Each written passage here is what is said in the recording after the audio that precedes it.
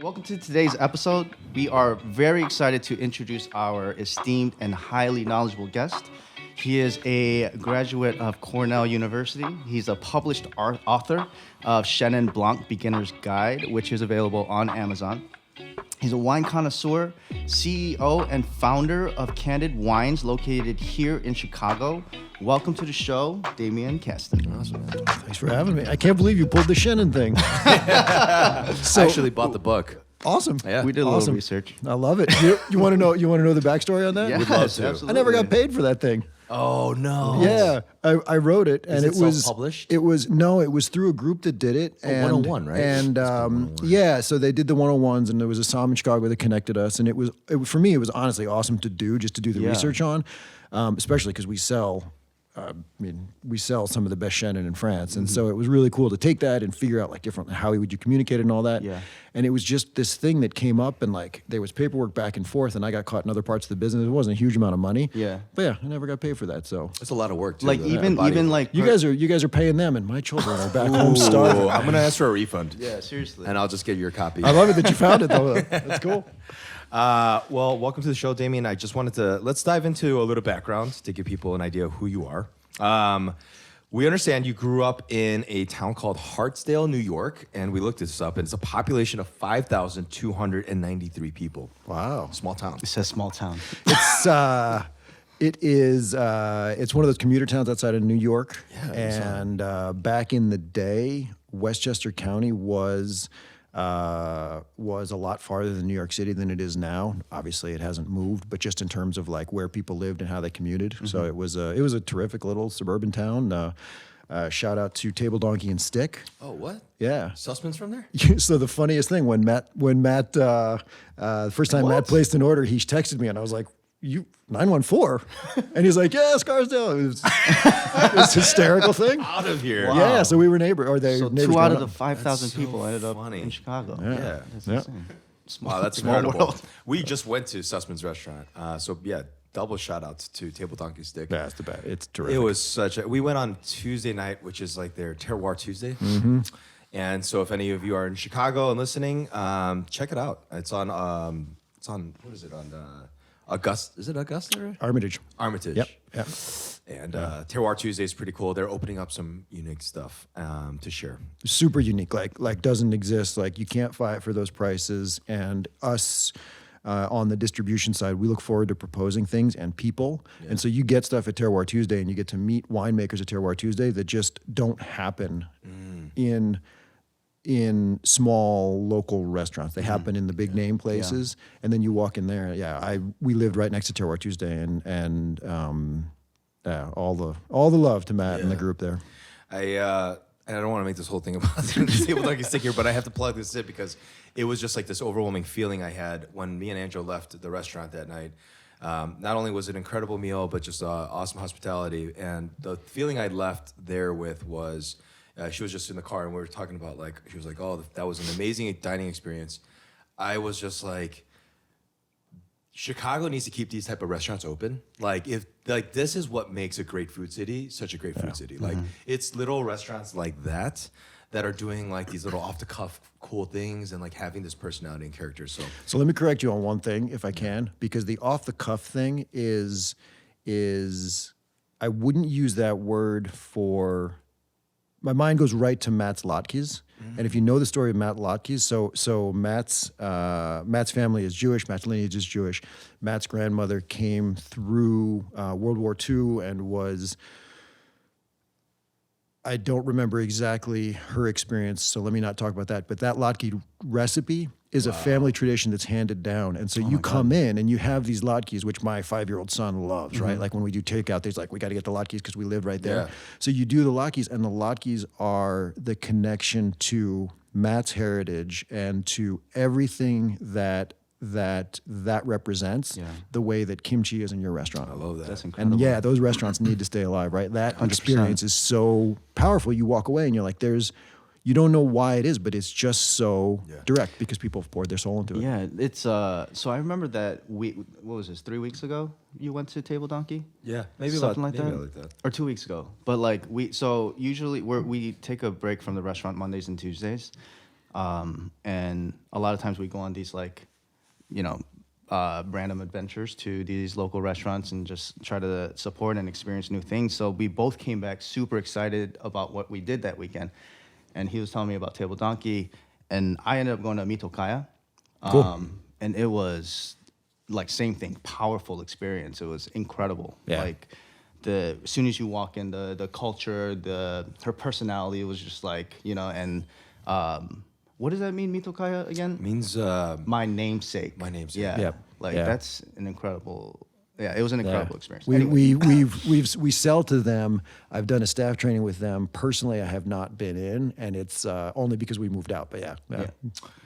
Awesome. Let's move things back here. I guess while we were diving in, we noticed that you had spent some time in Paris. And not only were you there in Paris, but you were cooking.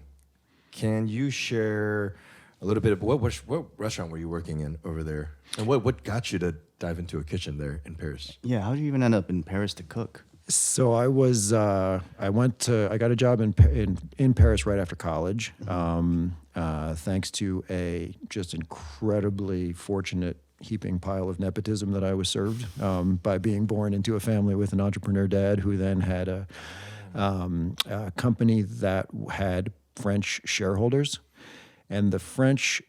So there was a law in France that said that if you are a young engineering student, you can go work for a French-owned company abroad. My dad recognized this and said to all of his French engineers, send every smart 21, 22, 23-year-old kid you can, and we'll take them for 6 months to a year. And he got a lot of really, really smart people that came just out of engineering college and worked for his company in the US.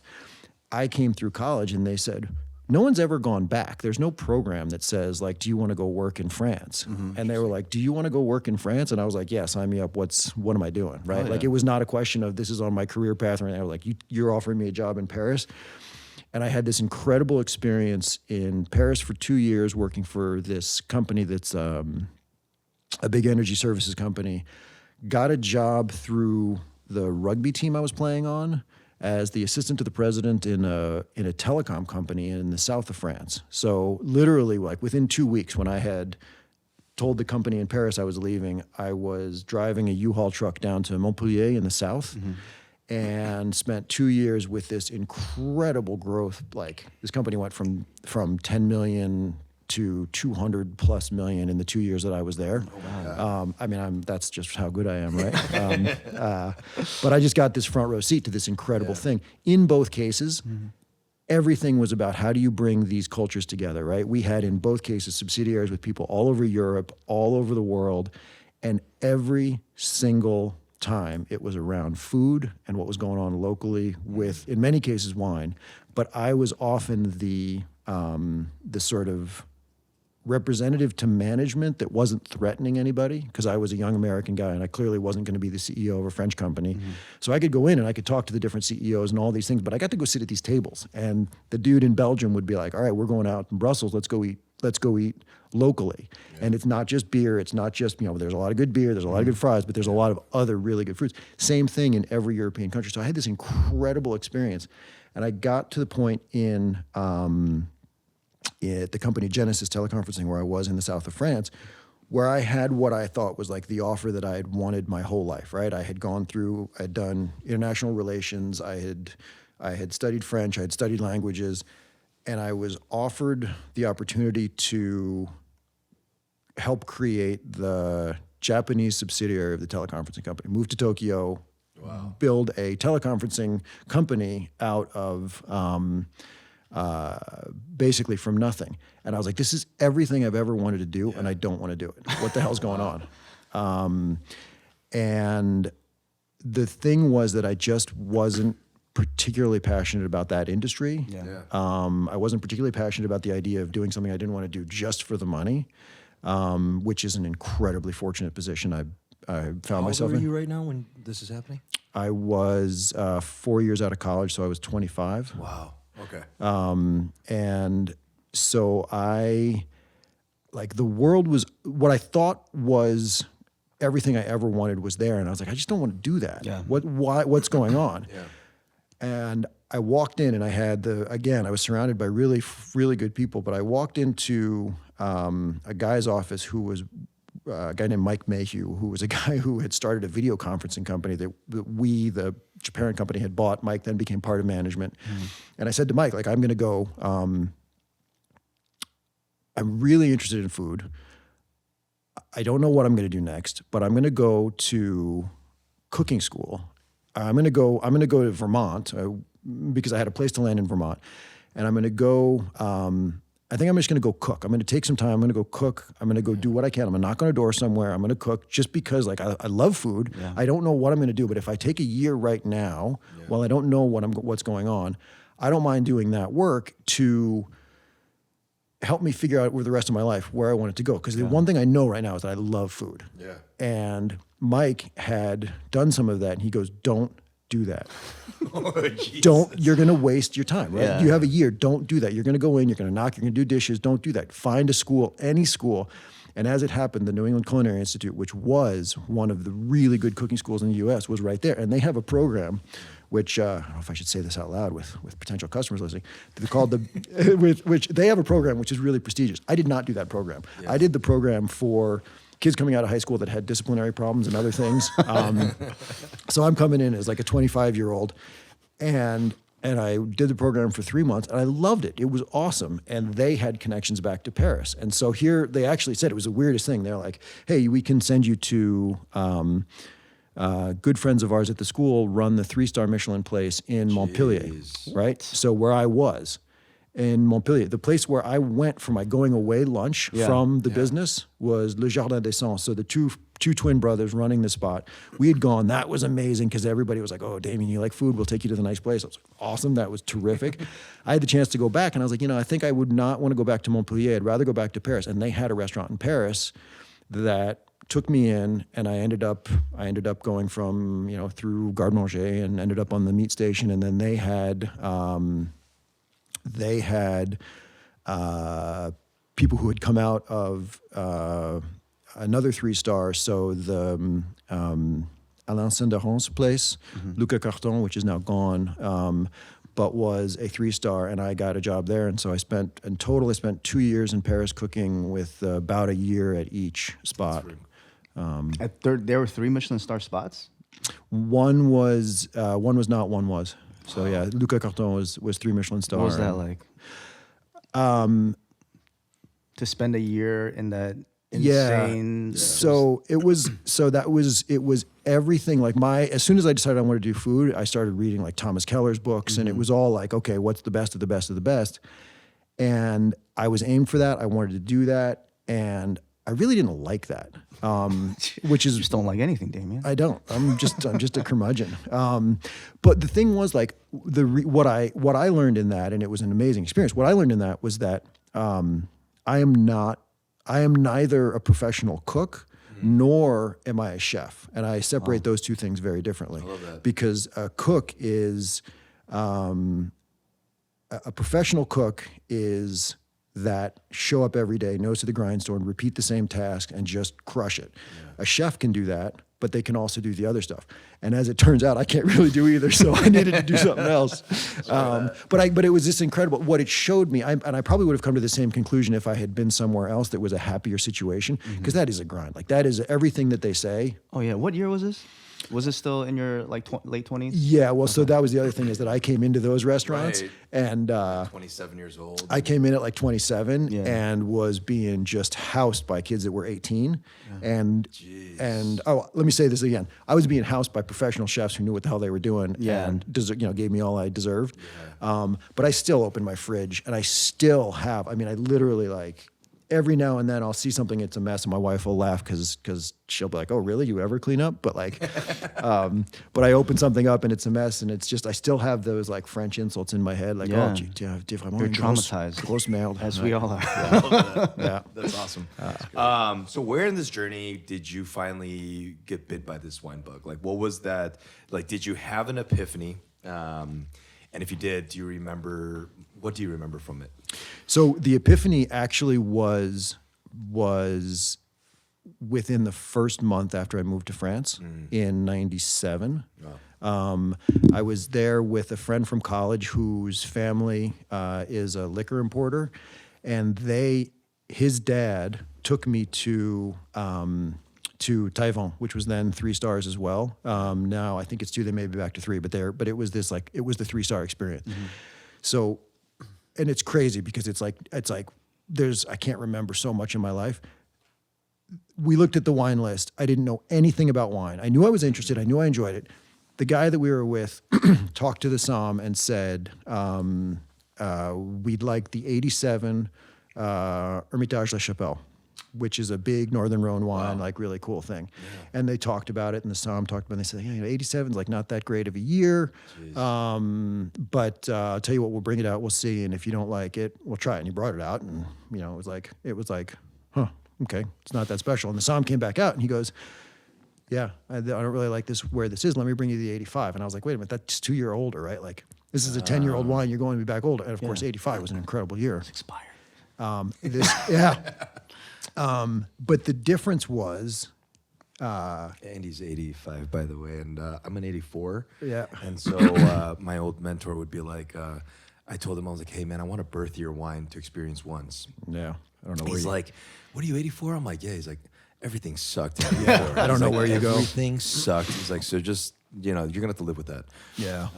He's like, was a great 82. He's like, you were talking some Bordeaux. And I guess 85 is what Andy should look for. So 85 is some Hermitage. 85. There's a lot of stuff. Yeah, that wine was incredible, but it was so good. And I was like, what just happened? Like, are you kidding me? How did you have wine? How did you know that? Same wine. The same wine, the same thing. And it was just so much better. And yeah. So, awesome. And it just totally struck me.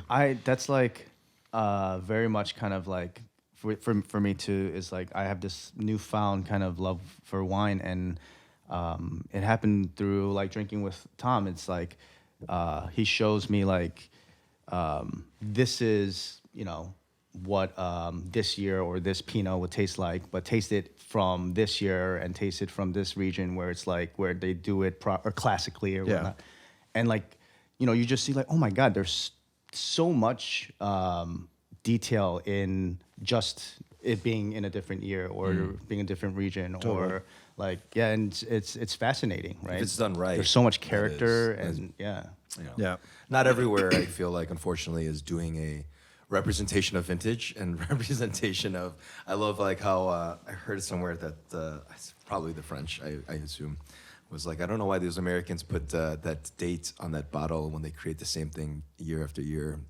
Just like some of the more designer stuff that's coming out of certain areas here in this country. Yeah. So. I got an idea for you, and I don't want to get too personal, but I got a lead for you. So, because the whole thing is like, the whole thing with wine is you want to be happy, right? So if you go out, you spend some money, you spend some money on an 84 and like it doesn't work and you're not going to be really happy. Again, take this or leave it. Maybe you take Conception. So can you go back to 83? I did. I did an 83 JJ Prume. Perfect. And it was incredible. Yeah. And it was completely gifted by my GM at the time. So your direction towards Riesling is incredible because you can find stuff that holds up and is like better than anything, and because it'll often be less expensive if you. But yeah, 83 there's stuff, and in Bordeaux as well. So you can find a bunch of stuff in 83. So. The oldest bottle I've had to date was my brother was leaving Chicago for good, and he was moving to San Francisco or Oakland at the time, and so our going away dinner, it was me and my older brother and like our third brother to the group. He's like my best friend that I've known since I was like 5 years old, and we went to Acadia and opened up a 1982 Bordeaux that was gifted to me by a guest, a regular of mine. After I opened up my last restaurant before Perilla. Cool. And I just like, when he gave me that bottle, it was a week before my reservation. Mm-hmm. And I just like was overwhelmed with emotion. And it was just like the timing of that. I was like about to go eat dinner with my brother first going away. This guy walks into the restaurant. He's like, I think you might want this. And he's like, I brought you a bottle. I hope you enjoy it. And I pull it out. And I'm like, motherfucker, this is an 82 Bordeaux. And I'm like, this is like, it's just one of those things where like the stars just aligned. And then, I paid that like almost $100 corkage fee at Acadia, Yeah. but it was worth it, and I shared it with some of the sommelier over there, and Was Pra there? Was it? I don't know who Yeah. it was. It was Yeah. an interesting time. Yeah. It was like a lot of changes happened. Grace whole- just closed. Yeah. Like the whole staff was Yeah. But I love that, and I think for anyone that's out there listening, and maybe you haven't been bitten by this bug yet, but I do feel like a lot of us in the trade and in the profession, working in restaurants, whether you're a chef or in the front of house, have this moment, right? It's like the wine epiphany, and some of us, it's not a beautiful, what was it, 85 Hermitage, but nonetheless, like there's always this moment where it's kind of like that aha moment where it's like, oh, okay, I get this. Like this is a little different. Like there's something special about this. Yeah. And it just starts there. It's like the beginning of that itch, just before you know it, you're just like diving into this thing, Yeah. full blown. So Yeah. I love that though. 85 Hermitage. That's what Andy's going to be looking for. I'll look for it. And I don't even know on our what 10-year Hermitage is. Perilla anniversary. What's Hermitage? So it's a Right a after little Fullerton. I love that. it's a little hill in the northern Rhone, and in that little small hill in the northern Rhone, they do Syrah at this area. Okay. And the La Chapelle, there's a little church in the middle of the vineyard. So like a lot of things, and if you look, mentioning the Prum and mentioning German wines, you'll oftentimes on historic vineyards have something mentioning like the site. So whether it's like some connection to place. But yeah, this is a very small part of France where you get powerful Syrah and that ages really well, and not powerful in terms of alcohol, but like depth and layer, and it's delicious. And they did that with that wine was a venison with a there was a coffee reduction in the sauce, and it was just this deep thing that paired with the wine beautifully. And I don't know how you people, like wine connoisseurs, they just like have this like sick memory for things. Like I'll have a wine, I'm like, I've never had this before. And Tom's like, what are you talking about? Remember 2 years ago when we were with these people, we opened this bottle at 3 p.m. It's like, Yeah. why do you know that? How do you know that? Like you just mentioned a church on a hill. I feel like you guys do the same thing with food, and I do that with food too. I still remember like lemon butter sauce on an almond crusted whitefish. Like how many fucking years later do I still remember that dish? And then it's like a sprig of parsley on top, right? It's like, I think chefs do the unnecessary. same thing with food. Stay tuned, because you said you're going to pour some wine blind, and I'm sure that I'm going to call you a white or red, and the red a rosé. So I do it all the time. No, but but the thing is, it's stuff that stands out, right? Yeah. So like that memory is just there was something that it was there, and that is the thing that is really cool with food, wine.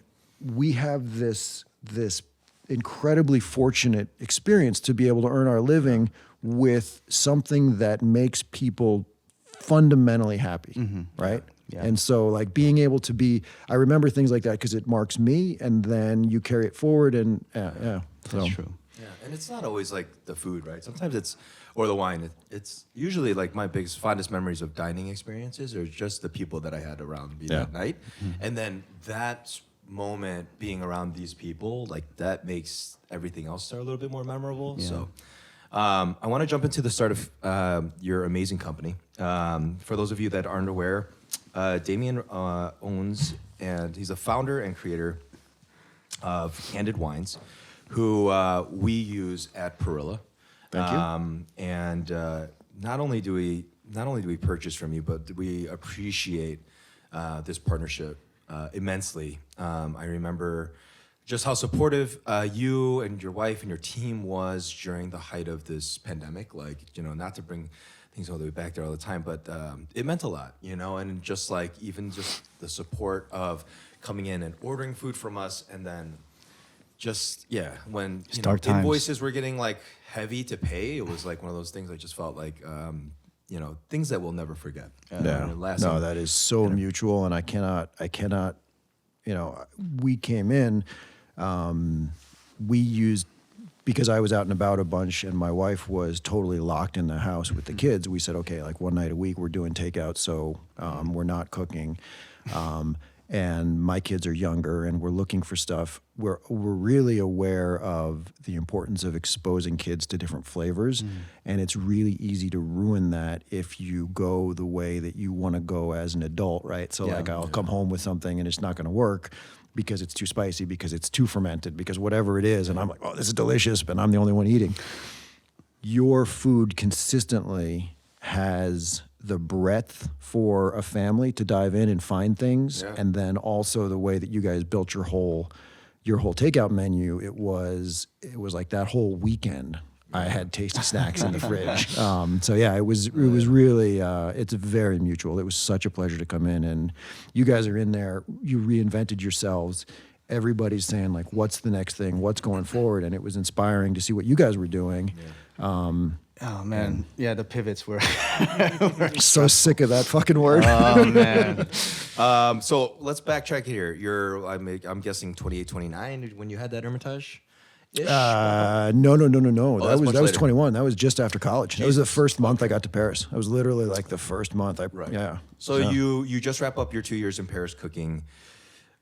You probably, I imagine, you still have this amazing recollection of this delicious Hermitage. When was it that you were just like, I want to start importing wines into this country and start selling this stuff? I was incredibly fortunate to have walked into a wine shop in Paris right after I moved back to Paris to start cooking.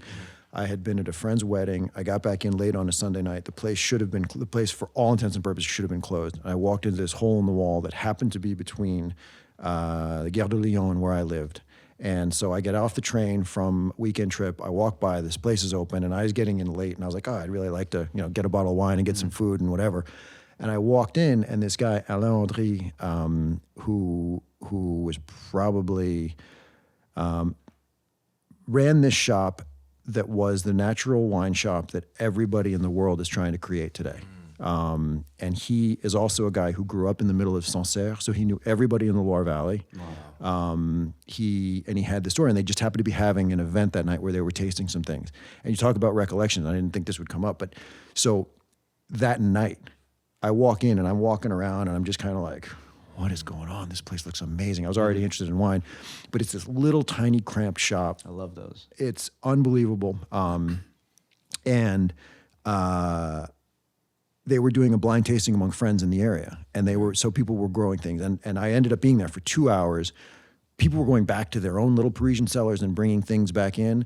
There was somebody brought a 1990, so again, like I can get hyper specific with it, but this wine that was at that point 10 years old, and it was a wine that Alain kept referring back to as I volunteered with him and he took me traveling in different parts of France, because he's like, that wine was not normal. That wine had no added sulfites, and most wines don't do that. Most wines don't age like that. But it was another Rhone varietal. Syrah is something that acts really well without sulfur.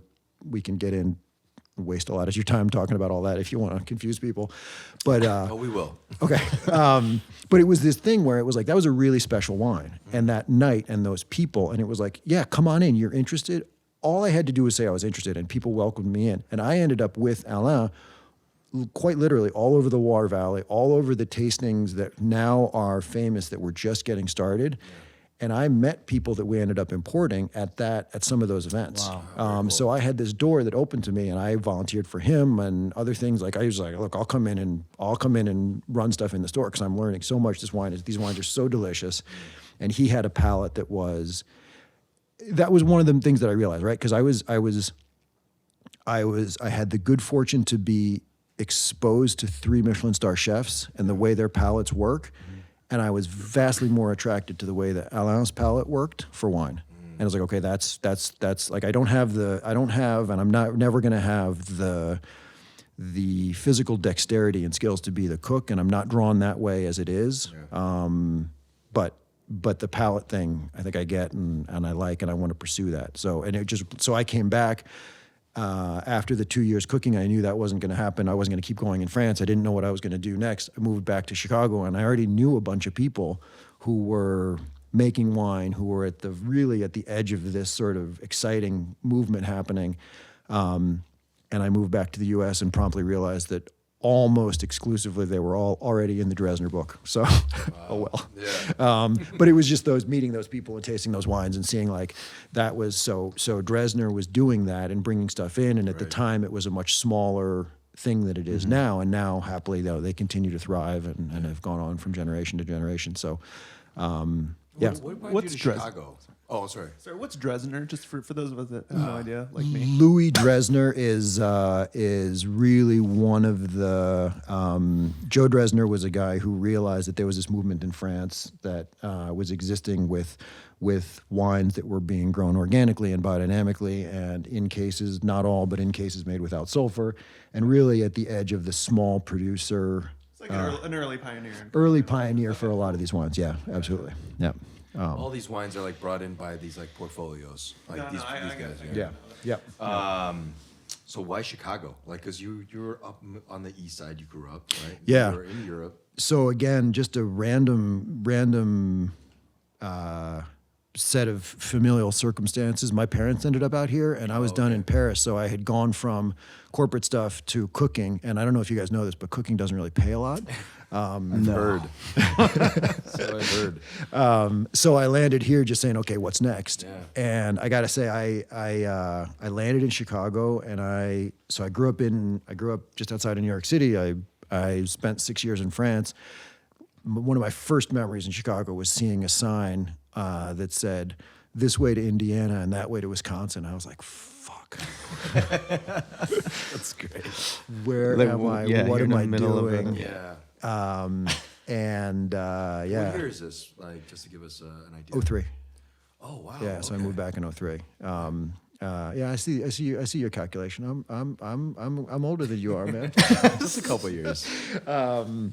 75, which is a decent year for Bordeaux, and there's some stuff, but not a lot. But For you. But I have to say, so then I ended up, and little by little, I was like, wait a minute, you know what? Chicago is an incredible place. It took me a while to get in and figure out how I wanted to do it and what I was going to do, but then started Candid in 05 and went back to a little bit of a fluke with the guy we had been involved with saying like, I'm importing some wines. Why don't you set up the distribution thing? Because I had thought about importing directly. Got the distribution license, soon after got the importing license, but used basically people to clear wines through, and had a handful of folks who I had met in France with Alain and others that started the book for importing. And then, it's like anything, once you get going and you do a good job for people, they recommend their friends, and it goes from there. So so you're just to kind of explain this a little bit. Are you only like these winemakers? They're only allowed to work through one distributor? Is that so? In the state, you work through one distributor. Nationally, you can either be with a national importer or you can break off. And a lot of smaller producers have different importers in different states. It's super complicated, and it's not the easiest. I'm just system in the pretending world. I understand. Yeah, Yeah. no, it's It's Boardwalk Empire. Yeah, I feel like it's a horrible system here. That's incredible. I want to jump into Candid really quick and on some quick questions here. For people that are not familiar, you ought to be. But if they don't know about Candid, what is the focus at Candid Wines? So from the beginning, we've been focused on. We have a very ecological bent in what I do. So we've been focused on organic and biodynamic producers from the beginning, and it's important to underline that can deliver more flavor, but it is no guarantee of more flavor. So we have a lot of. We represent families who are farming in a way that preserves and protects the immediate environment where they are and the broader environment. But we also look responsible farming, truly sustainable farming in the sense of working for people for generations, where you have an adaptation as well, because things change, right? You do everybody that we work with is learning as they go, and we've had the great privilege of working for a decade and a half with people where we see that their farming has changed and they've grown in different ways. But the piece that goes with the farming part, because the world did not need, nor does it need now, another wine importer of commodity wines. But I've always looked at the people that we work with and the wines they make through the lens of that 3-star experience, and then the experience with Alain in Paris. Like, can I defend this wine to Alain, to this guy who was at the core of everything happening? And what is it? Because he had said to me, we went to a tasting one time, and he said to me, he's like, well, why would you present this to a customer as being unique? And I didn't know what to tell him, because I tasted some wine. I just thought it tasted good. He's like, okay, well, why is that special? And I didn't know. And so the question is always on the wine side, why is this special? What's going on here? And there's a lot of reasons a wine can be special, but Candid has always been about that, in the small scale, finding people who are just like crazy off the chart good at what they do, both with farming and winemaking. And then when we work with larger producers, which we do, those producers are all certified organic. We work with a co-op in Argentina that is a B corporation that builds hospitals for, like, it's done this incredible amount of work for a lot of small family farms, and they make good wine, and that's a good thing. But in some ways, I always care about the wine, and we'll never buy anything we don't think is good wine. But what they do on the back end for all the families is as important. For the long-term sustainability of everything. So, for some of us who are not so familiar with these terms, like organic, biodynamic, natural wines, could you maybe shed a little light on that? Let's start with organic. Like, if you just how would it be defined for people? Organic wine is defined differently in Europe than it is in the United States. In the United States, organic wine means a wine that's grown without synthetic fertilizers, pesticides, but organic wine, according to the USDA, means it's made without added sulfites. Oh, interesting. Europe refers only to the farming. There's a weird thing in the U.S., and the reason it is there is because sulfites created a problem in the 70s with salad bars, believe it or not. Like, there was a whole response to sulfur as an antioxidant, and it keeps things green, it keeps things red, it keeps color, it keeps the oxygen out so things don't go brown. So there was a lot of sulfur that was used, as my understanding is, there was a lot of sulfur that was used on salad, like lettuces and things like that. And so there was a movement to stop that. And it's one of the reasons that sulfur became a big issue in the U.S. And it's unfortunate because now we talk about sulfur instead of the farming. And organic wine should, and for me, the most important thing with organic wine is the farming behind it. Awesome. And then biodynamic for, I know that's a lot to unpack, but how would you define biodynamic? Biodynamic is a farming idea that started by a guy named Steiner in Austria in the early 1900s. And there's a lot to unpack around who he was and some of the extent of what he was proposing. But the biggest thing is that it's an idea, it was a response to the use of nitrogen and a lot of other chemicals that were coming out of the production of armaments. So a lot of modern farming was built out of people using nitrogen that was used in bombs, and then they didn't need the bombs, so they needed to use the nitrogen somewhere else. It's a direct line. It's crazy. And so you realize that nitrogen helps things grow immediately. Like, it puts on this big poof of growth, but is not really a good thing. But it was an external input that started to be introduced into farming. Wow. Biodynamics is the idea of closed circuit farming, and you have a lot of very layered things, but people in biodynamics that I spoke to have been talking about the interaction of mycorrhizal fungi, which is critical to anything growing. But they've been talking to me about that for a decade and more, and you're only just starting to see, if you go out and you Google mushrooms and growing and all that, you're starting to realize that all of these interactions are at the base of roots of all things, depend on mushrooms. You know, I heard something about that on a podcast that I've been listening to lately. How serendipitous is that? This is going to follow Joe Weber? Yeah. So, which you should tune in when it's released. It's pretty Absolutely. Cool. Yeah.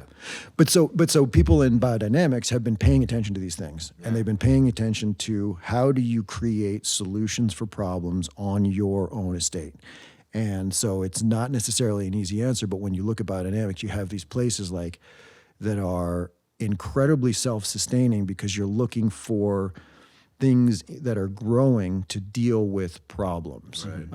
We have a producer in Portugal who is using the flower, the white flower of a chestnut tree, not the flower of chestnuts, but the flower dried and then put into their lagar, which are these big stone things where they tread the grapes, and they put that in instead of sulfur because it's a naturally antimicrobial, antioxidant, and so it preserves the wine. Yeah. And so it's this whole thing of saying, what else can we do that's internal instead of external? What a weird thought, right? Like, how can we use nature to take care of nature Yeah. as opposed to... Yeah. Circle of life. Is that Casa de Miraz by chance? Absolutely, yeah. Love that stuff. Yeah. Love their wines. Incredible people. They're amazing. Yeah. There's a funny story with Candid, actually, and how this happened. So years ago, when I was in my young wine buying career, I was looking for, just like most young sommeliers, I was like, I want the big, badass names. I want my list to be like, oh shit, like you've got this producer, just like your, most like young sommeliers in the game doing wine lists. And I met this one wine rep. She was working for Fine Vines at the time, and who has a really great Burgundy portfolio. And Christina was her name, and she was always like, she was just so honest, And in this business, sometimes you get a lot of people that are pushy, and I get it. There's quotas to meet, especially with these big distributors, which is why I don't like working with a lot of them. But I was talking with Christina, and she's just like, Thomas, like I kind of feel what you're looking for, and I know you want these like, big things, but you also just really like good wine. And I'm talking, this is so long ago. This is, I'm almost a decade away from Perilla. She goes, you got to reach out to Candid Wines. And I'm like, Candid? And I remember looking you guys up, and I was like, I just like, at the time, I just didn't know how to make that move. But that was my first memory of you guys, from a woman that worked for another distribution company. Amazing. And she's like, you would love their stuff. And I was just like, I kind of like put it in the back of my mind. And then years later, before Perilla even happened, I had an opportunity. I was working like mornings for Let Us Entertain You. And it gave me opportunities to like leave sometimes, depending on the day, mid-afternoon. And I remember one time someone's like, dude, Blackbird's hosting a tasting. And I'm like, oh, I've never been to Blackbird. I'm like, who's doing the tasting over there? And they said, Candid. And I'm like, okay, I'm fucking going to this. Awesome. This is before we even talked about Perilla. So I go to Blackbird. I go upstairs. I remember I was definitely hot up there at that time. I think it was like the middle of summer. And I remember meeting Landrone, and I met Casa de Miraz. Yeah, Sarah was there. Yep. Yeah, Francesco was there from Cosimo. everybody was so incredibly just warm, and honest, and it was just like this unbelievable experience that I had there. That's awesome. And that was my first time tasting the wines in your book, and I never forgot that. Cool. So I remember when we opened up Perilla, it was like there was no question. Cool. Like, we're gonna get Candid. I love to hear that, because that's literally quite literally the experience that I had in France, going to some of these tastings, where you walk in and you meet people, and you just you feel good about what's going on. You have a sense that you're talking to the person who grew the grapes, Right. And I love that we recreated that for you. That's amazing. We actually opened up with Casa de Miraz on the list, and a bunch of your wines. Yeah. I mean, there was when Perilla first opened, we had basically it was just you and a lot of Vine Joy. Like that was the whole list. Yeah. On our little our humble like 20 bottle wine list that we had when we opened the restaurant. Last term, I know we sidetracked here. This is the one that I feel like a lot of people out there get confused by. And I just, whether it's your definition or the definition of what a natural wine is. It's an heirloom tomato. Love that. Okay. No, and That's great. I get that 100%. So How would someone at home understand? so what is an heirloom tomato? Natural wines are made from tomatoes, is what you're saying. Yes, 100%. Incredible. No, it is a breed of tomato that's been passed down for generations and generations. Yeah. And it's grown organically or naturally. But is it sulfate free? So an heirloom tomato, let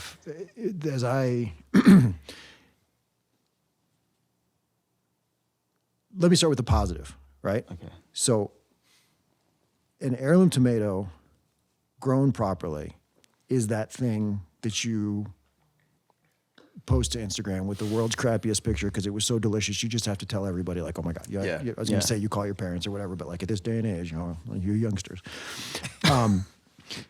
An heirloom tomato is passed down from generations, right? It is selected locally based on what works in the climate. And so you get these examples of flavor that blows your mind, right? Like that's what an heirloom tomato is in the best sense.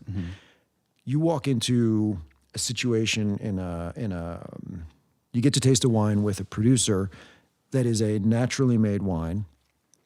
And in the best of circumstances, you taste it and you go, this is a flavor that I want more of in my life, right? I don't know why. I don't know what it is. I don't know what's going on, but I love this. Heirloom tomatoes and natural wines are both defined by what they're not, right? It's a counterpoint. So an heirloom tomato is different from a tomato. Well, what's a tomato? A tomato is something that people want on their burger, and there's a massive market for. So you get massive farms that pick them green, gas them in trains so that they get ripened unnaturally, and they show up and they look like a tomato, but they taste like water. Yes, 100%. Wine has 100% that same connection. Because wine is a commodity. A tomato is a commodity. And so there are examples of tomatoes that are not grown locally that work very well, that are good, that are and there are plenty of tomatoes grown locally that are not heirlooms that are delicious. Yes. Right? It's not like you've only ever served heirloom tomatoes in the restaurant and you've served very good tomatoes. It's not like conventional wines are not of a quality that's going to blow your mind. It's just that the high of that heirloom tomato grown locally is as a pure gustatorial experience, right? Like just what you're like, close all of the culture of the people you're with in the moment and all that, but you put that in your mouth and you go, whoa, there's something here. Yeah. Right? Absolutely. No, I was going to say Daisy's. Have you been to Daisy's?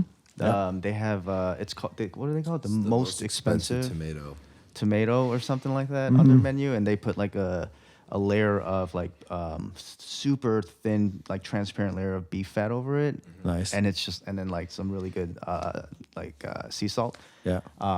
But that's what they do. They celebrate the tomato, and they like, you're gonna pay for this shit, Yeah. And it's Joe Froman. fantastic.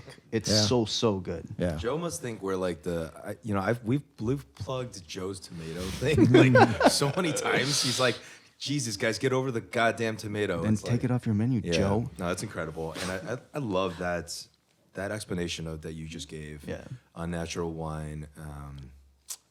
But so the next step Yeah. is that natural wine is a counterculture movement, right? So natural wine is punk rock. Yeah. It is natural wine is a huge, big middle finger to the rest of the wine industry on one side. Wow. But it's also the farmer's market, right? It's also the farmer's market where you like that experience and the culture, because if you define natural wine by what it is in the bottle, you miss the fun of walking into Blackbird and being like, oh my God, this is so cool, right? You miss the fun that I had of walking into these rooms in France and being like, whoa, like this is so cool. I'm Yeah. going to taste all these wines. And it's the same thing that I think listeners, especially for a food-based podcast, everybody knows that feeling of going to a farmer's market. Mm-hmm. And then the funny thing that happens at the farmer's market is that you have sort of competition and comparison between vendors. So like when I lived in the south of France, I was thinking about it in the context of coming up here. There was a farmer's market in the south of France where I lived in Montpellier that was like, it was nothing special in and of itself, except that it's all produce from right around you in Montpellier in the south of France, right? So like the produce was amazing. There was a guy there with this raggedy old truck doing tomatoes, but he was like the tomato genius. Yeah. And he bred things and he had all heirlooms and his stuff was so good. I found out later, like he was nationally known and all these things. But within that farmer's market, you had him and then you had other growers. And if you only ever met the other growers, you'd be like, whoa, produce in the south of France, this is so good. Yeah. And then somebody else takes it up a notch. And that's the same thing that exists in the world of natural wine, because it's very, very, very hard to grow grapes without chemicals and then produce wine that is delicious all the way through the chain. And so not everybody does it. And now, because natural wine has been so successful, because farmers markets have been so successful, because heirloom tomatoes have been so successful, you can buy a really bad heirloom tomato at Jewel-Osco, at a big grocery chain, right? Right. At a Whole Foods, at wherever, because it's a box now. Yeah. And so natural wine is also a box. And so you have absolutely everything in terms of quality within the world of natural wine. Yeah. And the key is getting to know the people who grow it. And then I always tell people, ask the person who sold you the wine who grew it. So you walk into a Red and White and they're going to tell you who, Red and White is a wine shop here in Chicago. Right. If they're going to tell you who grew the wine, they're going to probably have met that man or that woman. They're going to tell you the story. If you walk into a wine shop and the person has no idea, then you might be tripping into that world of like commodification. Right. No, absolutely. And I love that. That's fascinating. It was a super cool answer. I didn't Yeah. expect that. It was like, I didn't expect, I was definitely thinking about it exactly as you described, like what's not in there, you know what I mean? It's almost Yeah. like the category, I feel your frustration that it can be described as like a dietary restriction category, or Yeah. it's like I only purified water, sort of thing. But the description of it as kind of indie rock is super cool. Yeah, Yeah. the I think punk as rock soon as thing you is said great. punk rock, Chuck's like, what? He's like, fuck yeah. Yeah, I only fuck with that. Actually, before you guys drank it. The quality, the quality thing there is there too, though, right? Yeah, like, no, it has because to be. there's no like quality standards for indie rock, right, or punk rock or anything. Like some people are really good and some people aren't. Yeah. It's hard, and it's hard with the word natural too, because like just in our food system, it gets thrown around and has multiple. Natural has definitions and all. zero It has no definition. There's no legal standard for it. There's Yeah. no nothing. And everybody that tells you they think they know exactly what it is, what they are telling you, if you're talking to a producer, what they're telling you is their personal goals. And that might be amazing, Yeah. but it also might not be. But there is no like DOC, like it doesn't.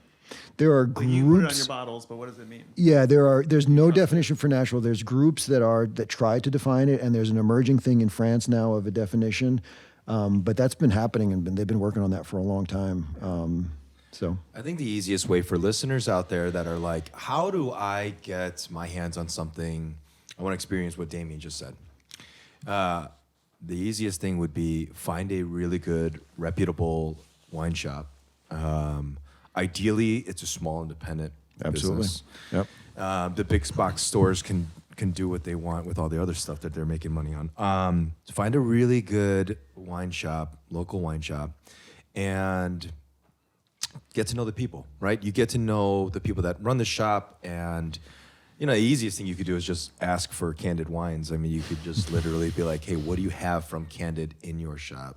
And maybe at the end of the episode, we can plug in a couple stores that carry your wines so that the people of Chicago can just go and easily find them, readily available, and they can experience this utter joy that we're just talking about. No, So- it is exactly what you're saying, and because you guys are multinational, and I know people are listening everywhere, like it's not about one spot. It's about going in and talking to the person in the store. And the question I would have you ask two questions.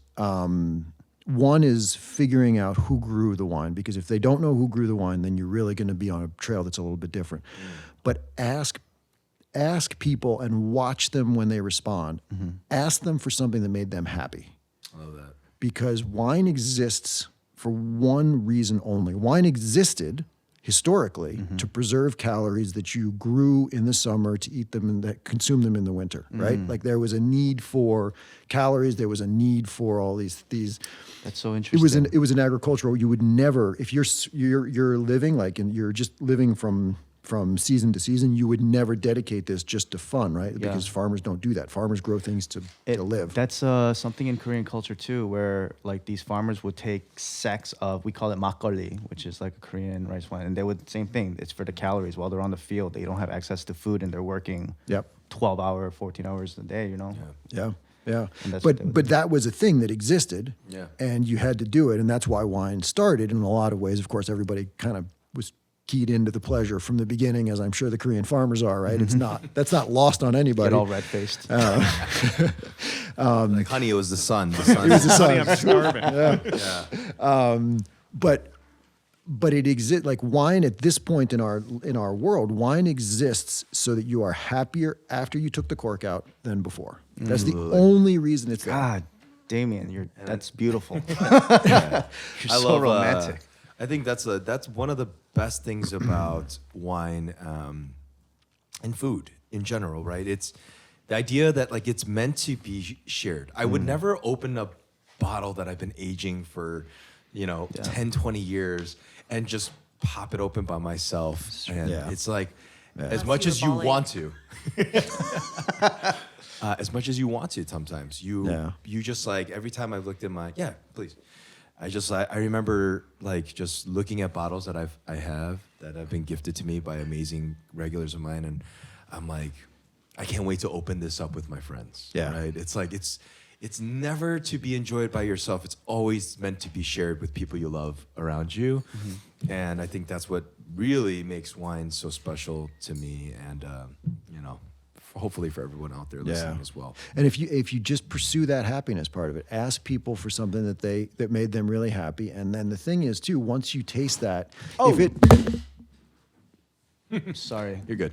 if you taste it and it didn't make you happy, go back in and ask the person, I didn't get it, what was going on? Like maybe because it's because it's not, there's no guarantee that what I love you're gonna love. Yeah. But if you can start that dialogue and that conversation with somebody who's any good at selling wine, they're gonna dial in right away onto what you like. So Too much pressure for people with wine, and I feel like we need to really just unravel that for people out there. Like I talk to people on the floor all the time, and that's like I could just see it. You just like you can feel it with people that are like, God, am I spending $80? It's on intimidating. something that's going to be worth it, right? Yeah. It is very intimidating.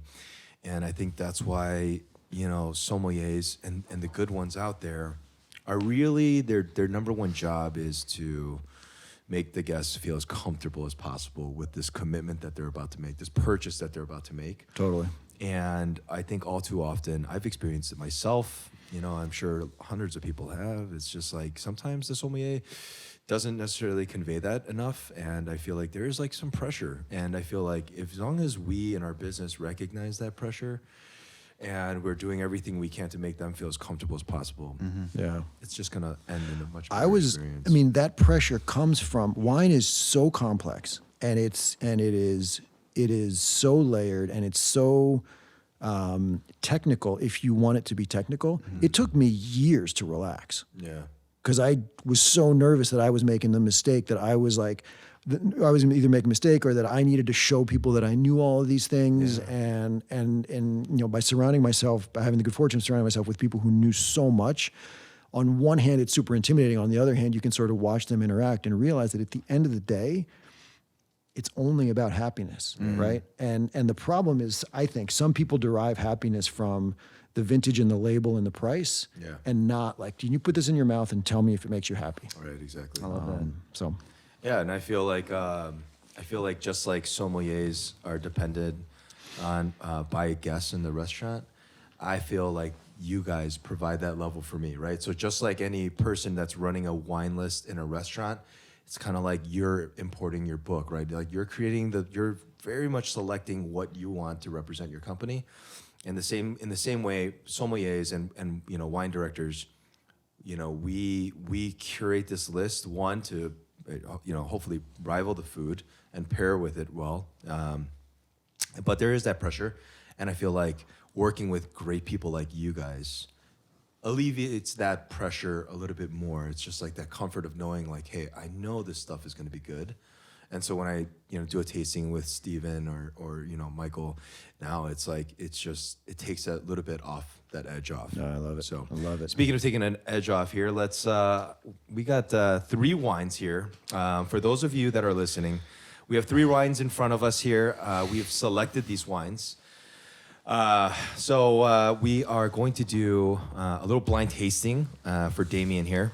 I don't know how much practice you put in the recent years, but this is an incredibly hard feat. I think it's the one thing that most people that aren't into wine or just getting into are the most fascinated by. It's a fucking magic trick for some people out there. But no pressure, Damien. What we've done today is brought you 2 whites and 1 red. All right. I will just throw out there that they may actually. You know what? No, let's not even go there. Let's start with we're gonna go wine number 1 on our left here. Okay. And if you want to just go ahead and we can kind of assess this together. Can I give you my first observation or question? Yes. So wine number 1 is a deeper yellower color that speaks of a little bit of oxidation or some more weight to it. And wine number 2 has the sort of green tints. Yeah. So Let's move this around. Let's start number 2 here. I will say that was my suggestion. That was the suggestion. Yeah. So we're gonna go. So my looking at it was to say, just to sort of explain a little bit to somebody listening, the reason why what I looked at right away was to say, is wine number 2 something that's going to have residual sugar? Because if wine number 1 is oxidized and dry, then it will be very hard to taste after residual sugar. But if there's not residual sugar, then this looks right. What he's saying is he knows what wine number 2 is already. No, actually, no. I know what he's asking, and I don't want to answer it, but Right on, no, but yeah. just the observation. But it's Right. but so to make the point for people who are playing along, and now they want me to just shut up and taste. But it's like you can learn a ton just by looking at something, Yes. As opposed to feeling like it's not actually blind, because wine is 5 senses, right? It's all of what's going on. So blind, I don't know what the label is, but I'm not at all blind. It's very hard to do something blind, like literally closing your eyes blind. Then it's hard to even tell red and white. Actually, Damien, we have a blindfold. Chuck, please. I saw. I've seen that trick. I was he worried saw the about it. Alexis and Ed one. He's like, oh my God, is that what's happening here? All right, so we're gonna go into the first wine here. Unfortunately, you guys have something different over there, so just keep that in mind. So you guys can wait. But we are gonna go. Chuck's like, I don't need to look at it or smell it. Okay. It brings me joy. All right. I'm happy now. Why Thank you for having me here. Oh, of before course. we Cheers. So usually what we do is start with the site. Yeah. And your first observation is? My first observation is I'm going to borrow your Yes. white piece of paper. Just you're looking through. So yeah, it is very clear. It is more silvery in sort of the reflection of it, as opposed to anything that is golden. So you are probably very young, and you're probably not a very thick-skinned grape in terms of pulling color and richness out of the skin. Although there are grapes that can screw with you like that, like, because it could very easily be a Riesling. But you're not getting development. You're not looking at a lot of age based on this being, like very, very small touch of like a hay color, but basically silvery. Little green sort of hint to it, which again puts me in a mind of saying it's probably something that's a little bit cooler climate, that's somewhere that's not going to be terribly high in alcohol, and probably higher in acidity than. All right. We're going to put our nose into this glass here. And I want Andy to also chime in a little bit here as well. First of all, I gotta throw this out there. Andy joins us in all of our blind tastings at the restaurant.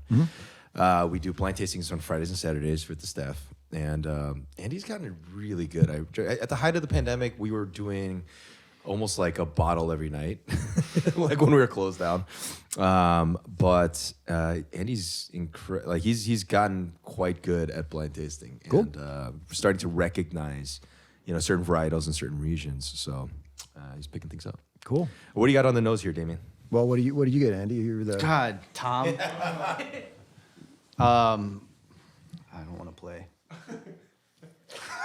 I gotta follow that visual God. inspection right now. Andy's so competitive that he's like, I gotta get this fucking right. And when he's close, he's like, God damn it, I should have gone with my fucking gut feeling on this one. He's like, I knew it. That's what it was. getting some notes of resentment and bitterness on this one. Definitely get that. All right, guys, let's hear it. What do you think? I don't know. I got some green apple. Okay. Your turn, Tom. I'm hosting this. Oh, this is bullshit. Damien, So, anything on the nose that's standing out? It's not effusively fruit driven. It's much more closed. I would say it's a little bit reduced in the sense of like it's not showing pure fruit. You're getting things that are more of there's a little bit of what people talk about as petrol, of that idea of the compounds that are not fresh primary fruit. It's a little bit more of a different realm of flavors. This is interesting for me because like I know what this wine is, so I'm Definitely get the petrol. I'm being trying to display some restraint here from trying to say anything, but I want to.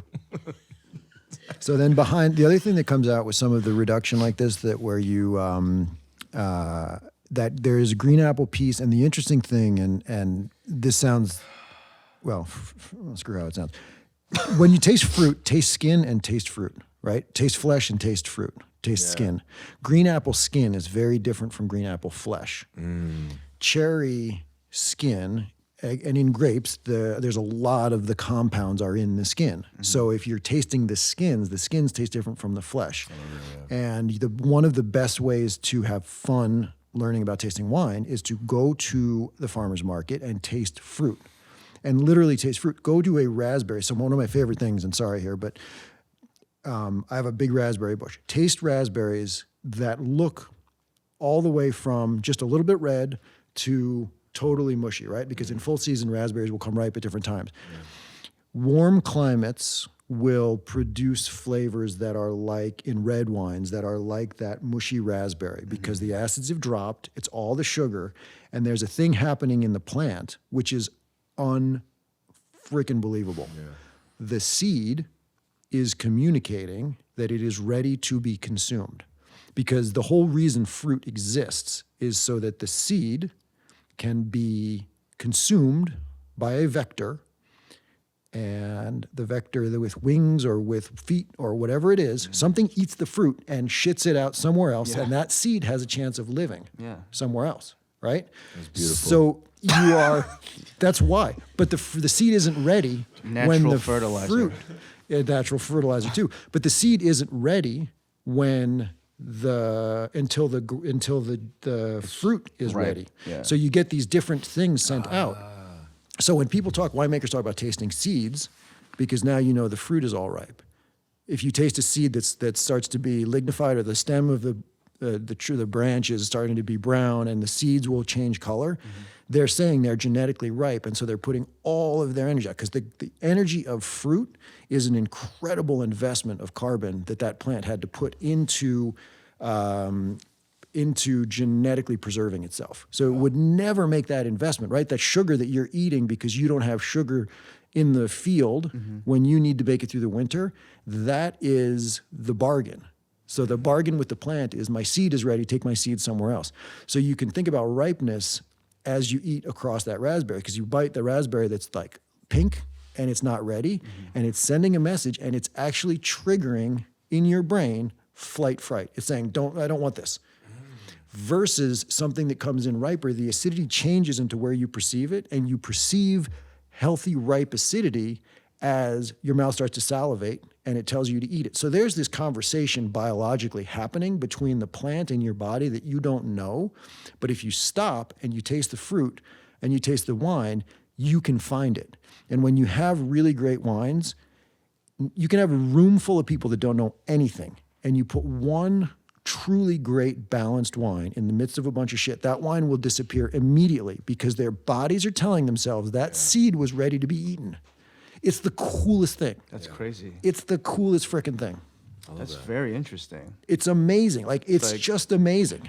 Biologically, it's We all can't there. help ourselves but to be Gravitate towards what's good. And that's the whole thing where you talk about natural wine others, but how do you preserve that a continent away? How do you get that bottle from here to there? How do you get that bottle across 1,000 bottles, you know? So, but this is, So then what would you say is, what else are you finding on the nose that? the other thing that,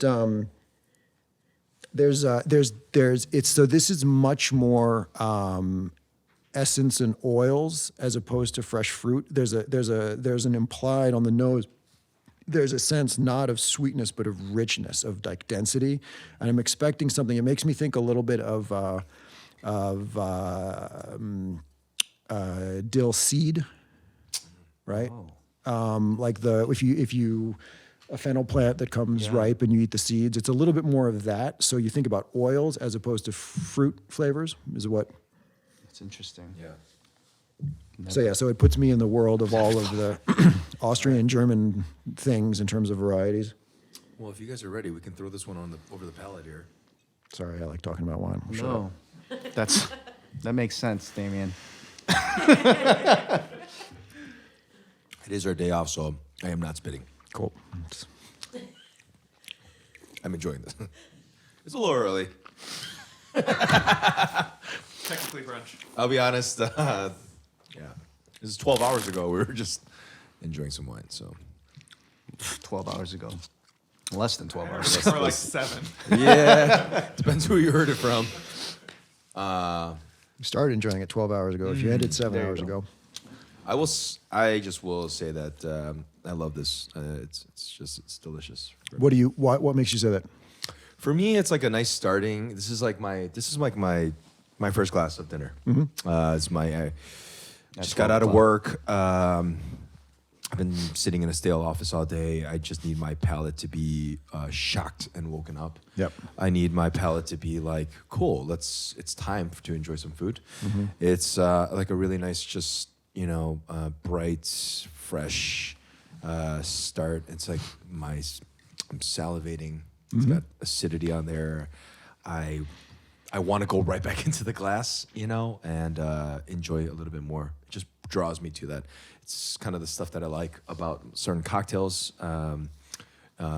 Gin-based things and that, like stuff with snap. Yeah, I just like I can enjoy this on its own. I can. It's good with food. It'll be great with, paired well with the right food. But it's also like I can enjoy this without it. So. Yep. That's all I'm going to say. Or where are you guys at right now? Where am I at in terms of what grape it is and where it's from? Well, let's. What do you think about the wine first of all? What you're saying is how I'm tasting it. One of the things that when you say it can go on its own is if you just stop a little bit and live with a wine, how the acidity feels in your mouth. If it's jarring, it stays jarring. Yeah. And this right away is something where it's bright and it makes you salivate, but it doesn't. It's very comfortable. Like when you say you want to have more of it, you're salivating to have more. The way you've bitten into a green apple that's good, but if you have a green apple that's too tart, ooh, I don't really want more of that, right? So here you have something that was ripe for whatever the varietal is. And it invites you right back in, and it's it also the flavors as you talk are a really interesting indication, because if you have shitty wine, you literally can't do this. You can't sit here without food and not just grab water and wash your mouth out. Wow. Yeah. Just it's your body tells you. I love what you said right there. By the way, Yeah. Live with this wine, and it's just it just resonated. Andy, do you have a thought on? Yes. Andy, do you have a thought? And On Chuck, what it do you is? have a thought? Oh, you're on wine number 2. All right, sorry about that. Chuck's just enjoying himself. So You guys sound really smart. That's what. there's an interesting thing here with the reduction in the idea of seeds and the essence of oils. There, I didn't get the weight on the palate that I was expecting from that sort of oily essence piece, which implies to me that it's going to be something that was picked earlier in the season as opposed to later. Makes all the sense in the world to start out with, right? So if you're talking about the German levels of Cabernet Spätlese, Auslese, or even like it wouldn't be a QBA because QBA would likely have sugar in it, but sorry. Yeah, everyone out there is just like, Yeah. what did he just, what? Was that tongue? Was he speaking in tongue? Yeah. The demon tongue. Was that out loud? Your name is Damien. Yes, thank you. I grew up with that. That's Sorry. wounds that I've. Okay, I have you an know what? older- I have an Before older Andy brother. goes, I don't want Andy to have a little handicap here. Damien, if you want to go for it, what is your guess? Him first or me? Yeah, you know what? Mine- Andy, Write it down. Andy, let's go. What is it? Okay. Well, mine's wrong, so I'm going That's all right. to start with that. I'm going to say, I don't know, Riesling, Okay. From Alsace, okay. new, so 2020. Wow. Okay. Good. That's a good guess. I was wrong. That's what that answer was.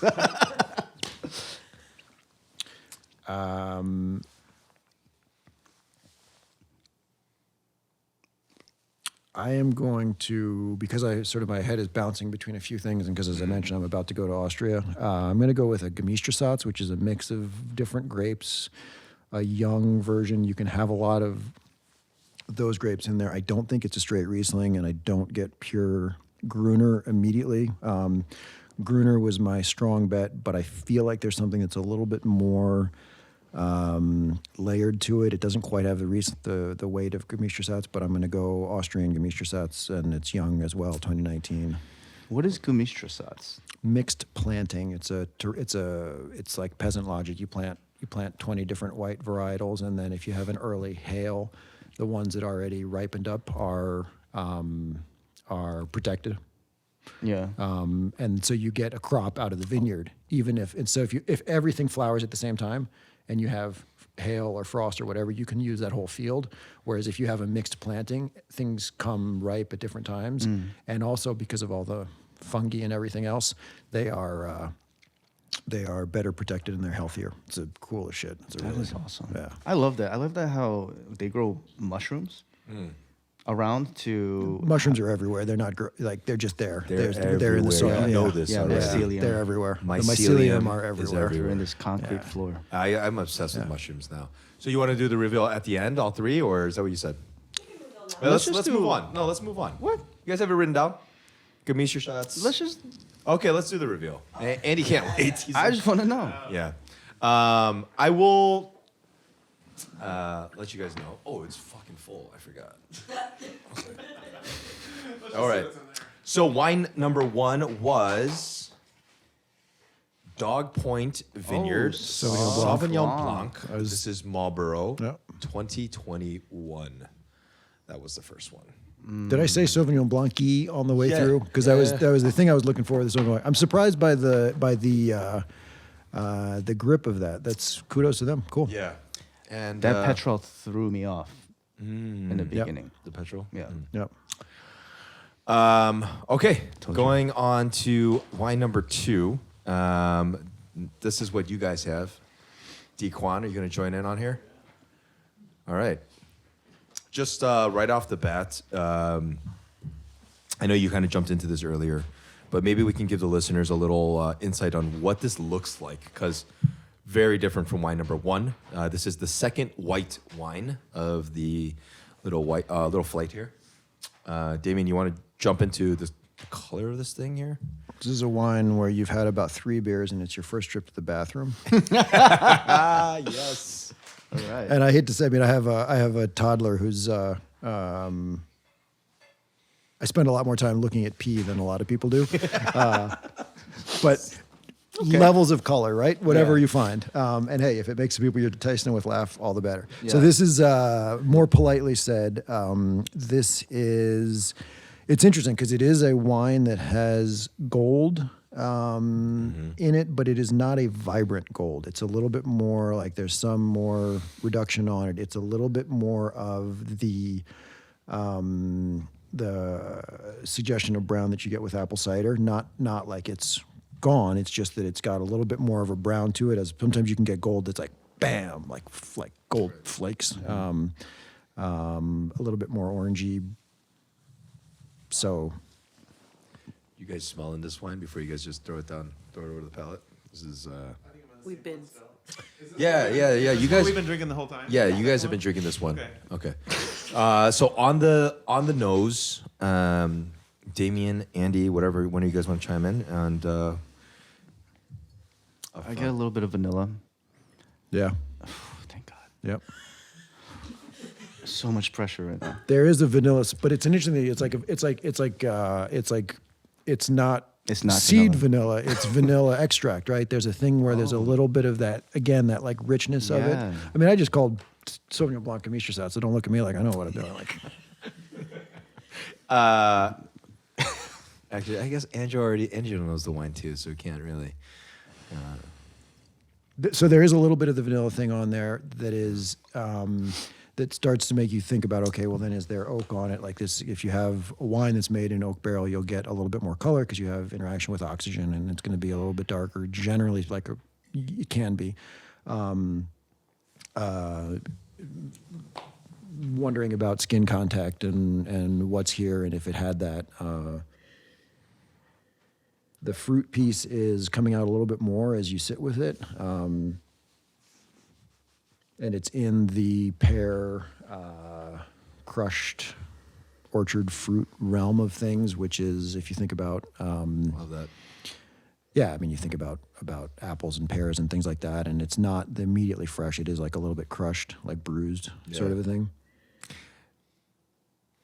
Is bruised, I feel like I need to bruised? stop like giving like affirmation. is to anything bruised that's being and said. ripe like It's like, different in what you're smelling? On the nose. Eat a pear that is ripe, right? Okay. Like put that in your mind, and then that same pear fell out of the bag, is on the floor. You pick it up, and it's bruised.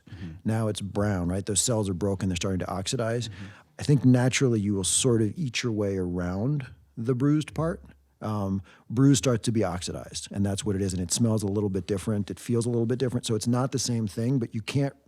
The bruised idea happens more obviously when something is ripe Okay. than just being old and rotten. yeah, Right. yeah. Awesome. What else you guys get in here?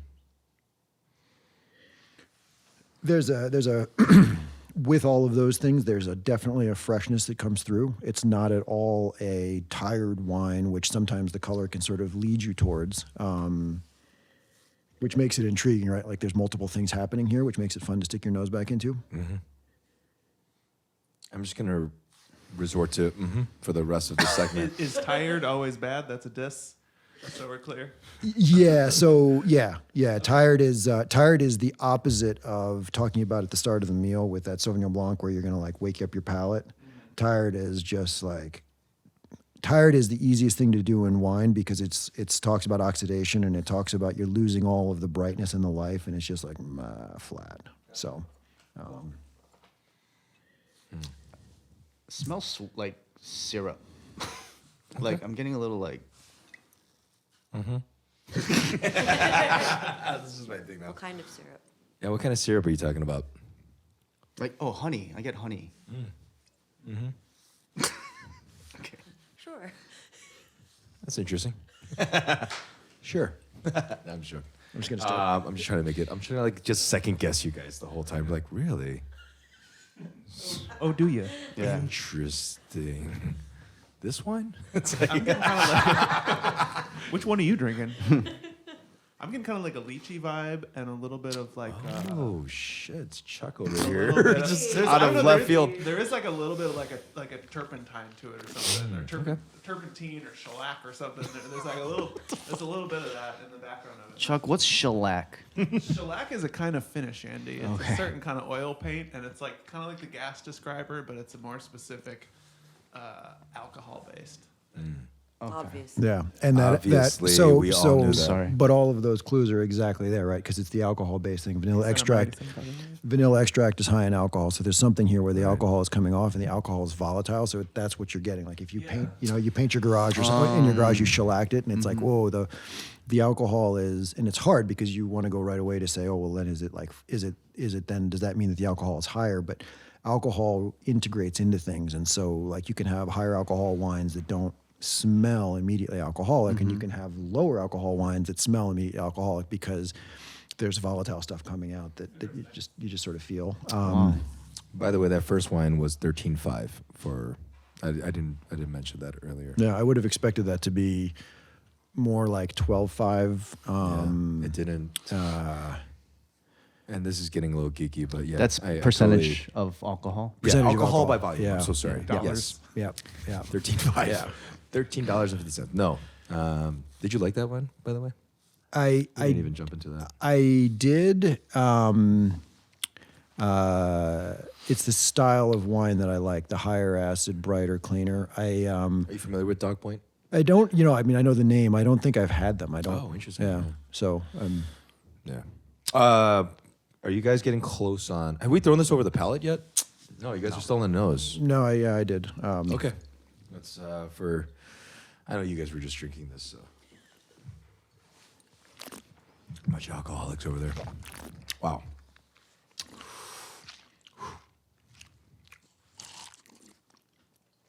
So it's funny actually because this one here from Francesco at Cosimo Maria Massini used to have Chardonnay in it, and it's Tuscan. It used to be the blend used to be Chardonnay Sauvignon Blanc,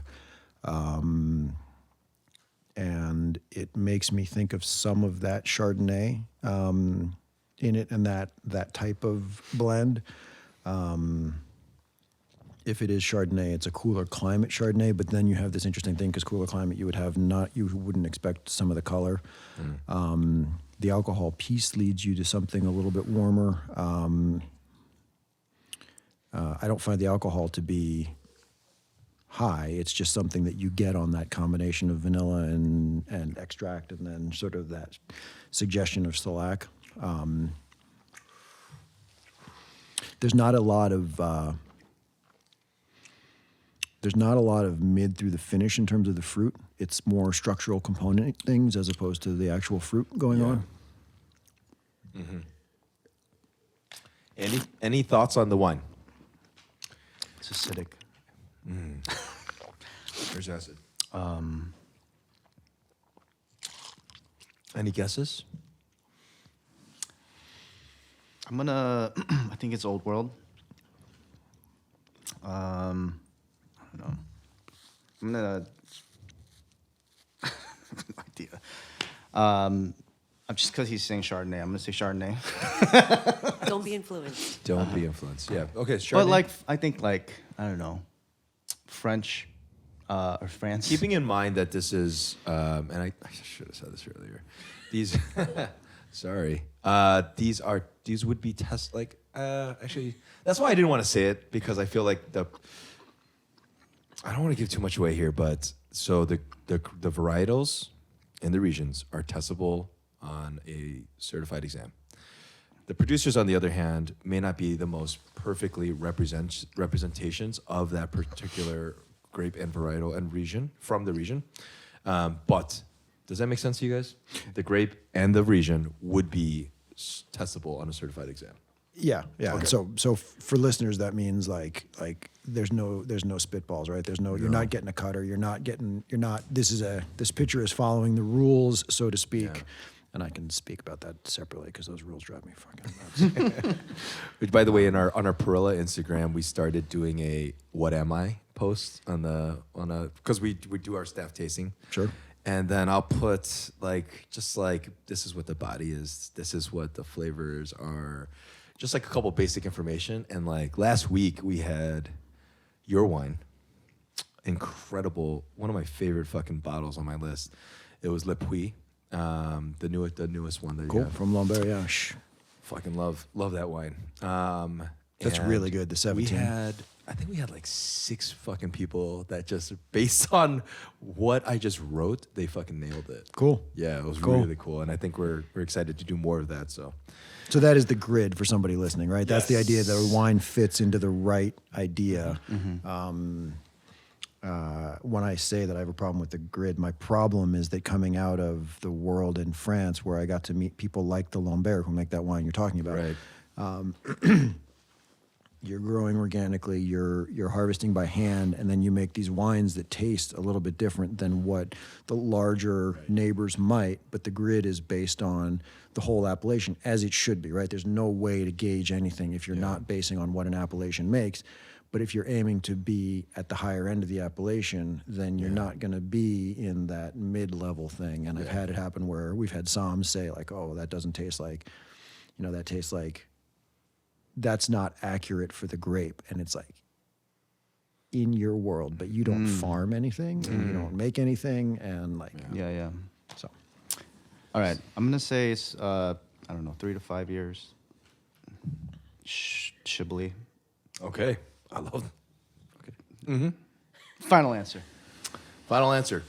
By the way, are you? Did you go through like the court or WSET? Love it. Hell yeah. For those of you listening, there's like 2. I don't want to say standards, but 2 ways that you can get certification. Tell people that you know your shit. I don't know. One of them is through the Court of Master Sommelier, and then the other one is through WSET, which would be Andrew, help me. Wine and Spirits Education Trust. Okay, there you go. And it just kind of gives you. I feel like the Court of Master Sommelier is, well, they were under a lot of heat last year, but is more focused on service side, whereas I feel like the WSET is really great for people maybe on like the import distribution sales side a little bit more. Just as one is a little bit more verbal, written, kind of like a way to describe, and then I think the court is like really focused on service. There's a lot of service elements to it, Yeah. So Yeah, and you would come up. So my WSET as an example is an amazing thing, and we actually have somebody on our team now who's going for her WSET 2, another guy who's level 3, and it's if you're getting into the industry or you want to be in the industry, it's a tremendous professional training ground to get cover your bases. I didn't do it because I had the people in France that I had, so I started with them, grew from there, and then and then I have big gaps in my knowledge because I haven't spent the time really studying something that we maybe don't sell or don't represent. So, absolutely worth somebody's time getting into the industry all day long. I'm encouraging Andy over here to do his level 1. Yeah, and he's gonna do it. He's gonna pass. It's my goal. Yep. All right, Good. Wine number 2. What are you guys thinking? Andy, we got his call. He said 3 to 5 years. Chablis, which is, for those of you listening, that is the northernmost region of Burgundy. So he would be saying that this is Chardonnay from Chablis, which is in Burgundy, which is France.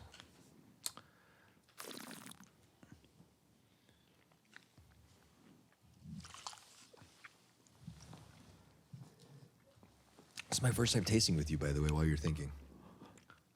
I hope it's everything you've been dreaming of. Yeah, it is. I love, because I taste with, so I work with Steven, who's part of Damien's team, now director. So big shout out to Steven. I don't even get to talk to him anymore. Yeah, he's a big shot now. I love tasting with Steven. He's so fucking direct about everything. Oh, yeah. It's like, he's like, dude, this is it. It's the best. Like, and I'm just like, yeah, fuck yeah. But I like, him being an athlete. Mm-hmm. And me playing sports my whole life, like I connect with them, dude. Like especially when it comes to basketball, And there's like, you can see that there's like this like competitiveness in that guy. Yeah. You know, Yeah. seriousness to No, it. he worked He with probably talked such good shit on the court when he played basketball. Like that's the vibe I get. Yeah. Like he was just like, try it. Go to my left. He does that kind of seriousness. So we he's recovered, but the surgery. So if you meet him on the court, go left. He had a knee issue. So yeah, go left. Take it. All right, now I know. Right. Weak side. Yeah. Sorry, Stephen. I am not confident about calling this, especially with your saying that it's in the court piece. I feel like I've been a little bit all over the place in terms of what it is. That crush, that the orchard fruit thing does not match up with a lot of the other stuff that I'm getting. In terms of either the color matches.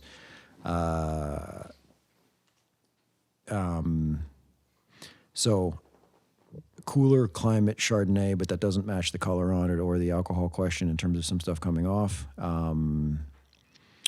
The mid and tail end of it don't quite fit into anything I would be thinking. So for Chablis, I would look for something that was a little bit more dense and a little bit cleaner through, a little bit more stone fruity, a little bit more apricot than that look is great. Like you're my guest. I'm going to be polite, but what the fuck are you talking about?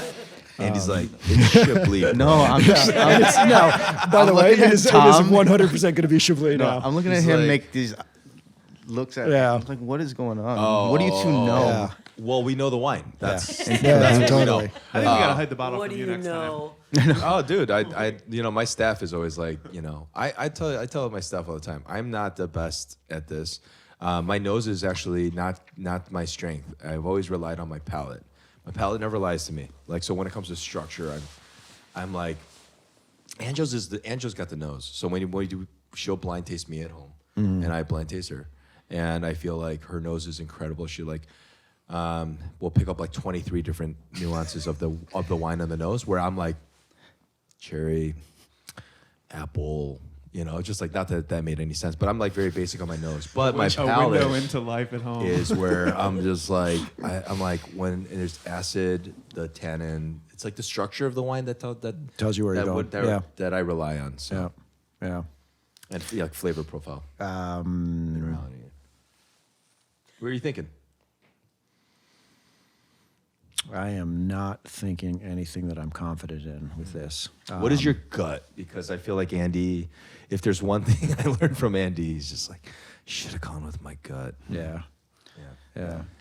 Well, so my gut, and I told you at the beginning, like the Tuscan white is where I would end up. I don't know that this tastes like Vermentino per se, but now you told me it's grid stuff, so I know it's going to be in one of the classic things. Yeah. I think the color and the stuff is kind of wrong for Vermentino, but I'll go there because my initial gut was that it took me back to what Francesco's doing. Okay. So And region would be Tuscany. Yeah. Tuscany. And the reveal. I'm going New Zealand or Australia. I'm just Okay, putting that in. I like that. Daniel, what are you thinking on this wine? Like just if you took a shot, just to take a shot, you're gonna miss 100% of the shots you don't take, Dan. That's exactly what I was thinking, Daniel. What did he say? Said It tastes like wine to me. Okay. Is it something you would want to have another glass of? Would you want to share this with somebody? Yeah, Yep. definitely have another glass. Oh, it's delicious. Maybe before the reveal, what would you guys eat with this wine? Something spice. No, I don't know. Fish, seafood. Cleaner seafood, nothing too like oily.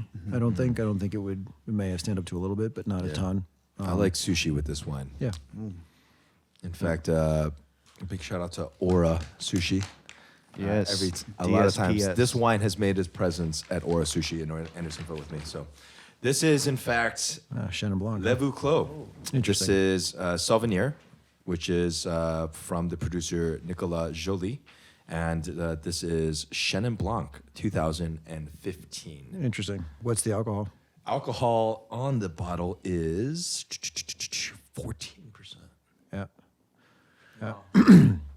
I was at the second there's a big show in France called the Renaissance des Appellations. So it's a big show where all of the biodynamic, now it's the center of everything biodynamic, and it used to be held at Joly, and I got to go to that for the second one in '03.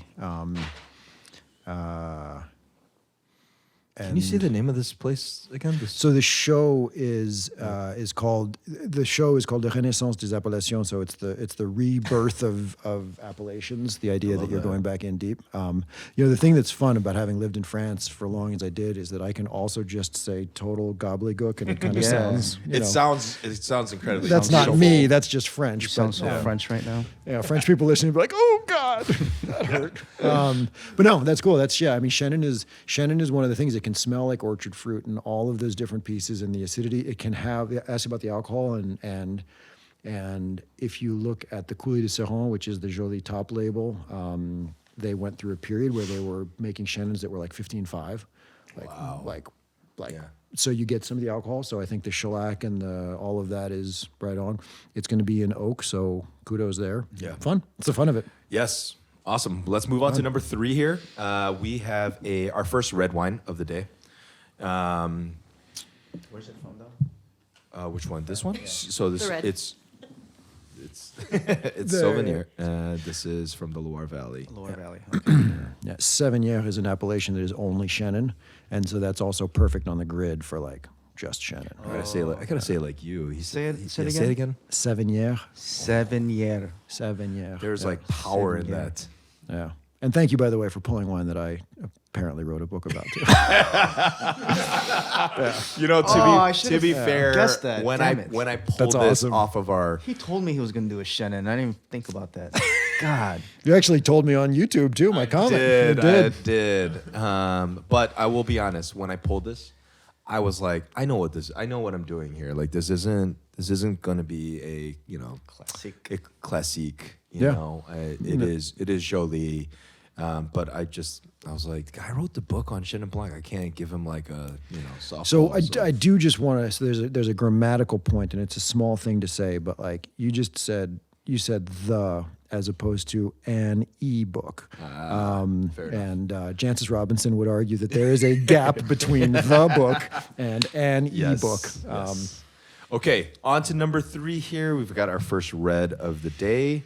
Andy, color on this one? We got beautiful lighting here, by This the is way. ruby, So, like a pretty ruby center to, I don't know, pink. What do you call this? Damien, you want to help him out a little bit? So it is. It's very pretty. It jumps It is definitely in that world of ruby, and the edge is not a. There's a little bit of a pink on the edge. There's no sign of browning, so looking like something that's younger. It really is a very pretty color. It suggests something that's alive. Oh, shit. So pretty. Andy wanted to Stains- save it on his paper. Stains deeply. It is a wine you can see through pretty easily. There's not a lot of tannin or color there, so it's sort of right away. Just mind is jumping into the lighter skinned varietals, which is. Oh, my God. It smells so good. I'm not surprised at all by Yeah, that. did you I guys haven't put your smelled nose in it this thing yet? Oh, my goodness. I as soon as I put my nose in, I'm just like, yes. I was a little apprehensive pulling this one for you guys, but very happy with it now. Yeah, so really like a lifted but not. It's a light red fruit nose. It's very consistent with what it looks like. You're not getting like we talked about that Syrah at the beginning. The Syrah is dense and dark and deep, and This is not. Okay, so fruit colors on the nose. What are we thinking here? Andy, color of fruit? I'm getting red fruit.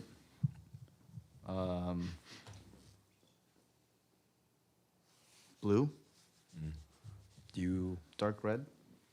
agree? I would go. It's that sort of. It's not blackberry. But it's a brambly kind of a thing.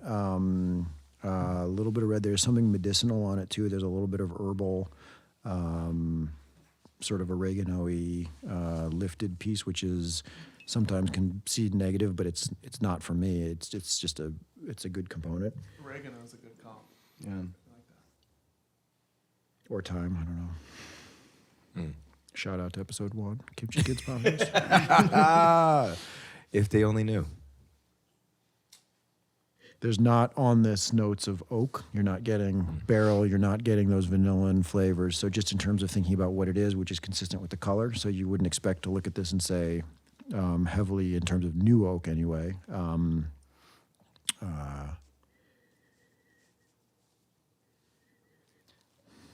I would say I am getting a little oak on this, but I don't know. But oak comes in a lot of ways, Yeah, not right? new Oak, oak, there's for like sure. new oak that is all that vanilla thing, so you move away from that a little bit. And then as I was just doing that, like you could very definitely think about a sort of a neutral older oak. I would expect it's probably larger if it is.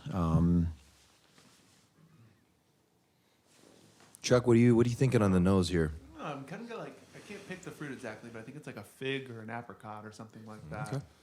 And then I'm getting like kind of like I don't know, there's like a little bit of like a barnyardy,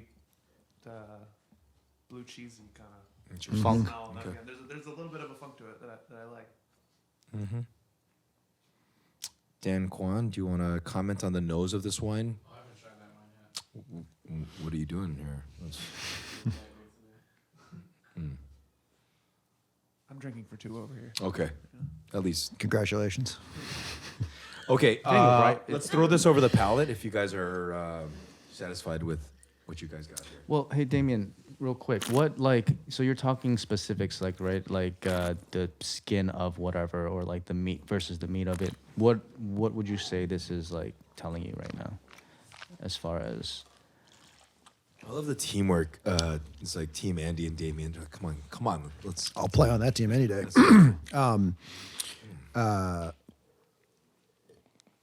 So with color, you have the skins of grapes have different amounts of color in them, and it's interesting in the natural wine world because you have people who will embrace that and say, if the grape doesn't have a lot of color, I don't need to make it have color.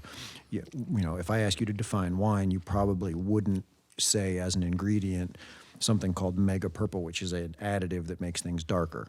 But because so much wine is just poured and people will try to make wines darker and denser and deeper and look all these things. But the grape doesn't necessarily have that information in it. And so when you have something that's lighter in color, immediately you can expect it to be from a grape that has less color and or maybe spent less time on the skins. So like the 48 hours that you guys have from Turner Pajot, that's Syrah, Grenache, and Syrah that spends 48 hours on the skins, roughly speaking. So you're pulling some color, but not a lot of color out. So you're either thinking about the grape or the winemaking. And then following through and figuring out like those flavors. It might just be a lighter skinned grape, and with all of that and having just tasted it, this to me starts to taste something sort of Northern Italianish because it's grapes that have power, but not Nebbiolo, Barbera. Well, Barbera can, but like Nebbiolo is not a grape that has a lot of color. This does not taste to me like Nebbiolo, but it puts me into that mindset of something that's like that. Wines that have oomph without having color. But this is darker and purplier than Nebbiolo, so I think. Okay. Andy, you want to take a shot here? Or do you want Damien to go first this time? I feel like you've been going. Let's Man, put the ball in Damien's court here. it's too much, Tom. So the fun thing in tasting this, you mentioned fig. So you've got the idea of the oregano and the fig. So you've got the idea of green notes, which are not talking about huge ripeness, generally speaking. But then on the palate, it really does have that figgy, dense piece to it. So probably a good amount of sun in terms of where it's from. And I may now be stuck in Italy because I started thinking that, which is when you do the W-set grids, you go through the grid and then you can look back logically and say, well, no, I said this and this, and so Yeah, it can't be exactly. here. So I have to go back Right. to something earlier.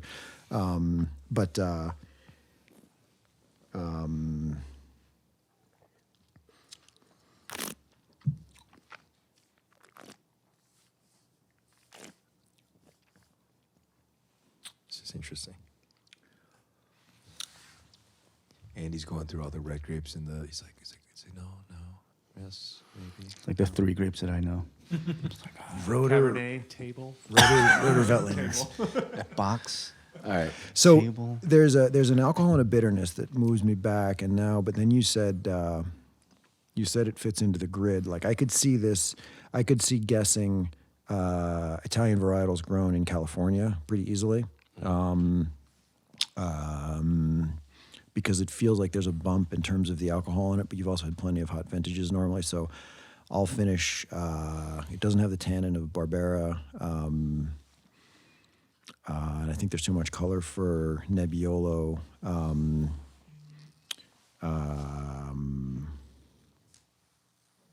Something red from northern Italy that has weight.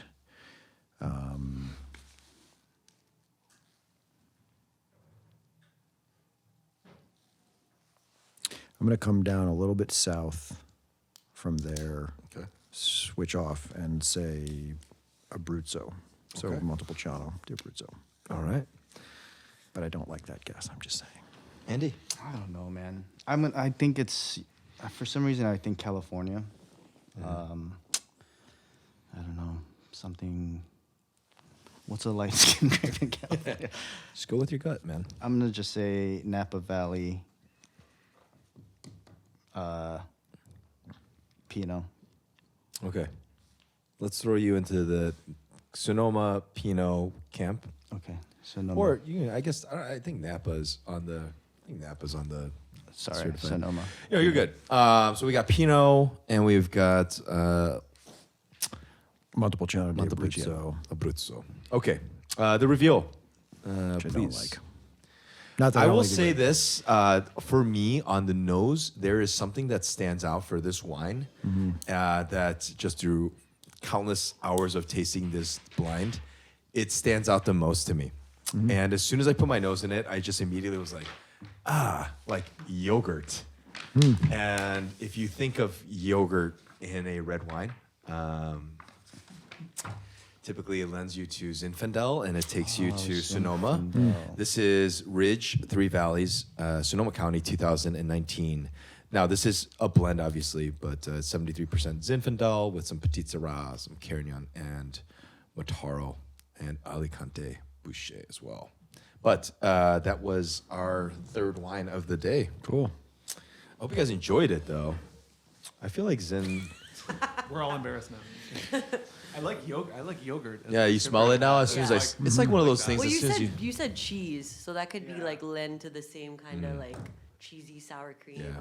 Yeah, and the fig piece is all Yeah. Fig, for direct. sure. And Ridge has a reputation for doing zins that are a little bit more restrained than most. Yeah, it's fun. That's the Yeah. fun of the process. I'm glad you guys had a good time. I do Thank have you. a question for Damien. Yeah, what's your question? If you were a wine, characteristically, what would you be and why? I love it. If I was a wine, It's a tough question. I'm like, what wine would I be? I would be a blend of some sort because I don't know what the fuck's going on. Well, that's one of my favorite stories that my mom tells of her mom talking about our ancestry, which is basically like Northern white European. She talks about her grandmother, I think, in a town in England, and she said, well, apparently she had a reputation for being a little bit less than puritanical, and so my grandmother would say, like, you're a mix of that English and whatever else came to town that day. So what would I be? I don't I mean, my bright personality, I'd be Gamay. I love it. Yeah. No, I don't. I like too many different wines to think about. Like, I feel like I'm telling you the wine that I like the most. And Yeah. what would I like to be? I'd like to be a Großgewachs Riesling because it's got everything. It's got like all the power you could ever want. It's got all the finesse you could ever want. It's got all the ageability you could ever want. And whether or not that says anything about me, I'd just like to drink more of those. I love it. Is there any place that people can find your wines locally in Chicago? There is a restaurant called Perilla that has a good run of them, which is always worth I've heard of seeking this out. place. Not too bad. 401 North Milwaukee. Yeah, that's it. That's what I was thinking. What about Yeah. some wine shops? No, for sure. We've been hugely supported by the local independent community, and so places like All Together Now in Chicago are terrific and have a run of. That's a place where you can walk in and ask somebody what they love, and you're going to get it. Red and White has been the same way. Juice 1340, Derek Westbrook's spot, is the same way. And then Beautiful Rind, which is a new place, relatively new place, but just crazy cheese selection next to really good, sort of very focused selection of wines. Easy does it. I mean, there's that's all there. Places like Green Grocer, little local markets that have a bunch of stuff. Sugar Beet in Oak Park has a ton of our things. Dill Pickle is a great customer. Like we're really fortunate. 57th Street Wines, if you're in Hyde Park, is an amazing shop.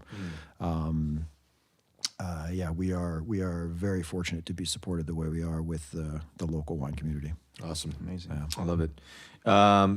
If you're looking for more information, you can find all of their wonderful stuff. I also want to plug in real quick that Damien has an incredible YouTube channel called Ask a Winemaker, where, I mean, I've personally enjoyed videos here because you've got to interview some big names in this business. Yeah. And you've been doing that for how long now? Since about 2006 when I started Candid. What happened? And thank you. It's a total joy. I went to Harvest in Sonoma in 2006, right after we started Candid, and worked with Fred Shearer, who is a guy who is just an absolute. He's like the teacher you always wanted to have because he knows everything and he doesn't care to force any of it on you. And you can ask every question, and every question will make him think about things in a way. Just an amazing thing. But I was literally working with him and writing down. I couldn't keep up. And so I asked if I could start filming things. Yeah. So I started filming things. And then about fast forward a number of years, I stood at that group, that the Renaissance des Appellations, the Renaissance du Terroir that came through, now travels and they do shows in different areas. And I stood there talking to Olivier Humbrecht, who's a master of wine. And I stood here with the little, not a flip phone, but the flip camera, which has it's a camera that used to exist that it's like, the good thing about it was that it was small, and the bad thing about it was everything else. But so I stood there like trying to hold it like this, talking to a master of wine, asking about biodynamics, and Olivier Humbrecht's also about 7'12". So you're standing up and he's this huge guy with this terrible little thing, terrible sound, but you can find that video on Ask a Winemaker. So then fast forward, and Sean Behringer, who is a professional video editor, walked into Red and White when I was pouring, and he'd come in tasting a bunch. And he very politely said, like, I love the idea of Ask a Winemaker, and I'm a professional video editor. I can do videos better than you can. Do you want to work together? And we've since been able to go out to IPNC, the International Pinot Noir Conference. We filmed people here. We were just talking to people in Michigan. We filmed people all over the world. And the cool thing about it is that I keep it very separate from Candid in the sense of, to me, it's just purely the exploration. So for me, it's, I guess, the equivalent of, for you guys as restaurateurs to be able to go anywhere and just enjoy food from other people without being like, am I going to sell this? Mm-hmm. So I can take my camera and go in and talk to anybody and learn about things. Yeah. And because there's a benefit, because we have a decent following and it's of use for producers to themselves be on camera, to have their family on camera, we've just had a lot of open doors. So yeah, we talk to masters of wine, we talk to master sommeliers who make wine. We try to keep it as winemakers, but the other big thing with it is to say, I don't need to tell you the right answer. I want to show you that there are a lot of answers to the same question. So we have 12 videos on natural wine because we've asked 12 different people and their responses are totally different. And it's up to you to figure out what's right, because I don't know what's right for you, but I can tell you that there's a lot of answers. So Well, I loved your answer the most. So, yeah, you can find a ton of information on Instagram, which is funny enough. I didn't get the Instagram until yesterday. Your handle. Yeah, we thought I thought it was Muscadet Mine. I was like, is that like? I literally asked Andy. I was like, can you look that up? Is that German? I was like, what? And then while he said Muscadamian, I was like, oh my god! All right. shout out to Brett Heyer, who has been a somm in the city forever, ran Nico, ran all sorts of things. He is the king of really bad puns, and he came up with that one. Damien. It's That's awesome. so good. So that's Muscadet_MIEN on Instagram. More importantly, at Candid_Wines for Instagram, as well as Ask_A_Winemaker. And you can also find him on YouTube on his channel. Very, very informative and interesting stuff. Someday we will have the website again. I built a website. It got hacked. Awesome. It got hacked into. Like, I spent a ton of time on our website historically, and it's completely ridiculous that we don't have one now. But it got hacked into, and then I was driving the van during COVID. So there you go. Awesome. Well, we're excited to see what you got in store, because I know you're putting some work into like some new stuff for that. For that Yeah, we channel. have a lot of stuff coming. Awesome. Always. Really cool. Well, it was an absolute pleasure having you here. And Yeah, I feel like a wine professional now. absolutely. I Damien, hope thank everybody out there learned something. Again, I can't reiterate this enough. Find your local wine shop, one of the ones that he's listed, and try and ask and get to know them. Right, get to know the people there at the shop, and definitely ask for some wines that come from Candid. And give it a try. Otherwise, go find your local independent small restaurant and see if they offer anything from this wonderful wine. So, Can I throw one lob in back to you guys? yeah, So in the world of wine, right? You go in and you taste some things, and you know things you like, and like that's your jam. That's what you do. You stick there. That's cool. You are potentially missing out on a world of things. So if you walk into that wine shop, go in armed with things that you like, and be prepared to accept and spend some money on something you've never heard of, right? Because if you are Eastern European and you grew up just absolutely loving fermented cabbage, and you think that there's only one way to do it, I am going to miss out on your entire culinary culture, right? So you go in there and you say, well, look, I know that I like this thing, so give me something like it. And then now you introduce kimchi and you go, well, these things are actually really close, but like, they're not close from a flavor standpoint, but you have to walk into it saying like, spend some time thinking about what you like, and then be ready to go. And the world of wine is exactly like the world of fermented foods in the sense of it goes everywhere. Yeah. Almost everyone has some part Version of their of it. culture in it, and there's deliciousness to be found. And don't accept that your way is the only way, because absolutely. there's so much. So I love it. Awesome. yeah, Awesome. Thank you so much, Damien. Thank you. Thank you for It's being awesome on the having show. you on. pleasure, guys. Thank you. Absolutely. And be sure to check out all of his stuff online. And that's a wrap.